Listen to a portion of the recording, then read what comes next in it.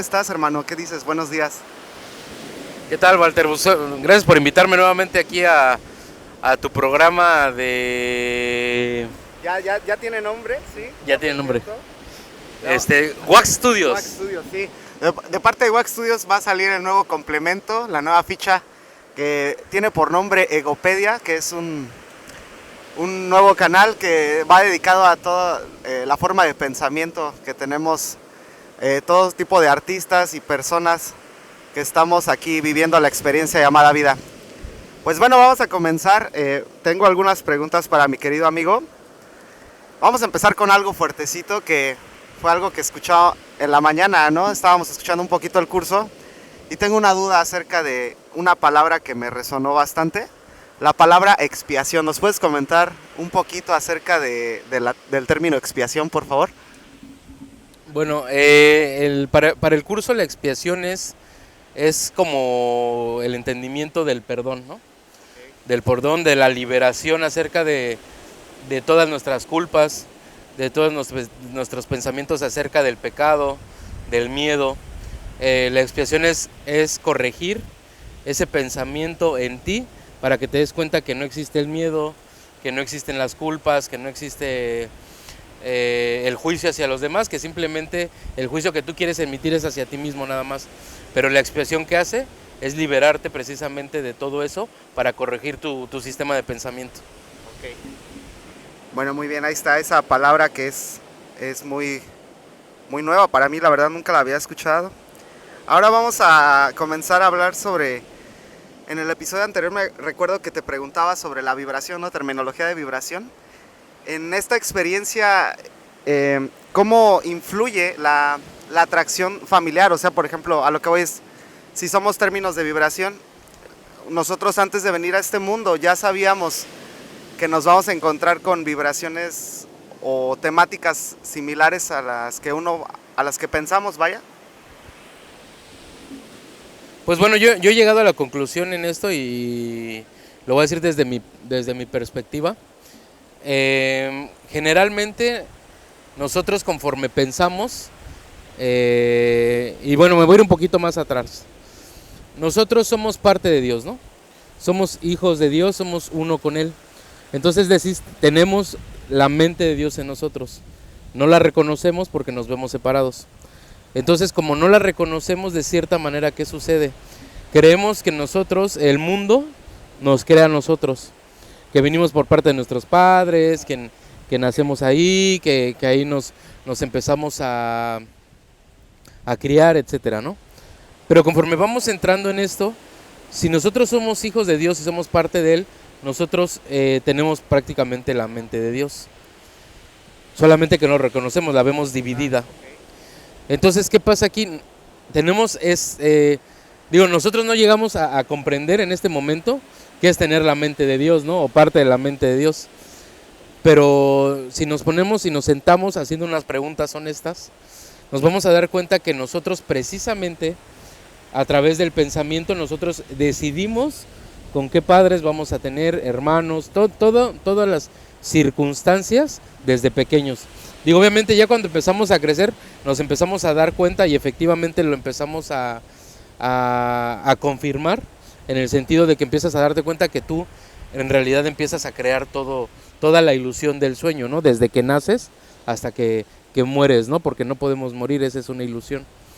Entonces, pues justo, ¿no? O sea, si yo me fui en alguna vida pasada o en algún momento de mi pasado en mi ego, porque es el ego el que vive del pasado, en algún momento me fui de esa vida con culpas, con juicios, o precisamente tenía tanta culpa de lo que había hecho que necesitaba un castigo, ¿no? Entonces, ¿qué busco? Una familia donde tenga una crianza, donde sea golpeado, donde sea maltratado, porque en mi inconsciente me siento culpable. Y creo que de esa manera voy a remediar todo lo que yo hice o de lo cual yo me siento culpable. Entonces, cuando yo me doy cuenta de eso, pues empiezas a ver la manera de vivir distintamente, ¿no? Es decir, te das cuenta que no necesariamente tienes que aprender a través pues, de la violencia, a través de la culpa, sino puedes aprender a través desde en este caso del amor o de la unicidad, ¿no? De lo que nos une a todo, ¿no? Ok. Y por ejemplo, esto como, no sé si hay como índices de cómo esto comienza, o sea, cómo comenzamos a vivir en el planeta Tierra y empieza a ser como esa falla, ¿no? Ese tener un estilo de vida el cual no debería ser así, ¿no? Porque existe justamente el dolor o eso. ¿Hay indicios de cómo comienza esto, esta enredadera, por así decirlo? Bueno, el curso lo explica de esa manera. Y digo, para la teoría, por ejemplo, podría aplicarse la teoría del Big Bang. Cuando Dios está en un eterno presente, surge la pregunta, ¿no? Que es, ¿quién soy? Y cuando surge la pregunta de él mismo hacia él mismo, pues él mismo se contesta, yo soy el que soy, ¿no? Que es lo que se dice, ¿no? Pero en lo que se hizo la pregunta y hubo la respuesta, entró el tiempo. Entonces entra la duda en el pensamiento de Dios como el eco de ¿quién soy? Entonces cuando llega el último eco, pues de los últimos, la gente, o sea, uno mismo dice ¿quién soy? Y no sabes quién eres, ¿no? O sea, en ese momento en lo que se contesta la pregunta, pues es en el lapso entre que se contesta, entre que hace la pregunta y se la contesta, en ese lapso es donde se genera el ego. Porque hay una duda. Existe la duda. Dios solamente hizo para reafirmarse a sí mismo lo que era. Pero obviamente eso para la eternidad, para el tiempo lineal, pues es mucho tiempo, porque la eternidad pues no necesita de tiempo, ¿no? Entonces, durante ese lapso que se hace la pregunta, es cuando se genera lo que es el bucle. Y por eso nosotros aquí estamos preguntándonos quiénes somos. Nadie sabe quién es. O sea, el que me diga que sabe quién es, no estaría aquí. Perfecto, entonces podría ser que somos, entonces, por eso menciona, ¿no? Que hay que vivir siempre en el presente, ¿no? Porque en el presente no hay bucles del pasado, no hay ecos, y tampoco hay aspiraciones al futuro porque no han existido, no han surgido, ¿no? O sea, entonces la idea es estar justamente en el presente. ¿Ok? Vamos entonces con la siguiente pregunta. Vamos a hablar un poquito, también habíamos prometido hablarles sobre la magia, cómo funciona aquí. ¿Nos puedes comentar un poquito cómo es esta terminología de magia? Bueno, aquí me voy a meter en conflictos con mis colegas. Digo, porque hemos hablado mucho en la New Age acerca de la magia, de lo hermoso de la magia, etcétera, ¿no? Pero digo, precisamente a través de curso, pues te dice hay como 3 niveles, por llamarle así de alguna manera. El primer nivel es donde tú eres el sueño totalmente, ¿no? O sea, tú te convertiste en el sueño y por ende eres, si te hacen alguna cosa, alguna situación, es una persona o en tu trabajo o es algo totalmente externo a ti. O sea, todo mundo te puede hacer y es algo externo a ti, ¿no? O sea, alguien me daño, es esa persona la que me daña a mí, ¿no? Ese es el primer como nivel. El segundo nivel es cuando ya empieza a entrar como la magia. Porque en el segundo nivel tú ya te das cuenta que tú eres el soñador del sueño, ¿vale? Entonces como tú ya te das cuenta que tú eres el soñador del sueño, entonces ya empiezas a controlarlo de otra manera. O sea, es decir, ¿qué hago? Pues ya hago, por ejemplo, voy a escribir todo lo que quiero para el 2025. Eso es magia. O sea, porque yo quiero controlar ya lo que viene para el 2025. Quiero tener dinero, quiero tener salud. O sea, estoy decretando en ese sentido, pero a través para el futuro, ¿no? Y magia, ¿por qué? Porque estoy pidiendo cosas del sueño. O sea, al final sigo pidiendo, pues, dinero. Sigo pidiendo que la familia. O sea, sigo pidiendo todo acerca de esto, ¿no? Entonces, justamente eso es la magia, ¿no? Esa parte como de decretar desde mi ego, lo que yo quiero o lo que siento que necesito dentro del sueño, ¿vale? Y ya por eso ese para mí sería el pensamiento mágico. O sea, todo el pensamiento que ya tú ya sabes que eres el soñador del sueño, pero aún así usas tu pensamiento para seguir creando más Matrix. Ajá. Entonces por eso hay mucha gente que ya puede mover cosas o que puede ver ya a los muertos o a los entes o manifestar cosas muy muy rápido, pero ya porque empiezan a comprender. Y ya el último nivel ya es cuando te dice el curso. Ahí ya se acaba la magia. ¿Por qué? Porque ya lo único que pides es a Dios. Y Dios pues ya no está aquí. O sea, Dios no forma parte del sueño. O sea, tú ya pides despertar. Entonces, en automático, por eso la magia entra solamente para el sueño, para lo que tú quieras hacer aquí, para tratar de modificarlo, para tratar, como los chamanes, ¿no? Para que llueva, o sea, sigue siendo magia. O sea, porque sigues creando una realidad para el sueño. Y ya cuando lo haces, el otro nivel, ya que es decir, solamente deseo a Dios y Dios no está aquí, Dios no tiene nombre, Dios no tiene forma, o sea, es totalmente algo de instinto a lo que yo podría incluso pedir de acuerdo a lo que yo concibo en el mundo. No sé. No, sí, sí, claro, qué buena respuesta, muy profunda. Y bueno, ahorita me surge una nueva duda. Por ejemplo, ¿dónde está Dios en este momento? ¿Se podría saber dónde está en este momento? ¿O ya está en todos tiempo y espacio? ¿Cómo funciona? Pues, bueno, es interesante esa parte, porque pues Dios realmente está en todo y en todos, ¿no? Pero ¿por qué específicamente hablo del sueño? Que no está en el sueño. Porque aquí en el sueño podemos ver muerte. Y Dios no cree en la muerte. Dios es eterno. Nosotros tal cual somos eternos como Él, ¿no? Entonces, el mundo, por cualquier cosa que veas aquí en el mundo, está destinada al polvo. Hasta una montaña, hasta algo que tú creas que es duradero, por el tiempo va terminando de deshacerse o ya no existir. Y por eso te das cuenta que Dios no forma parte del mundo, en ese sentido.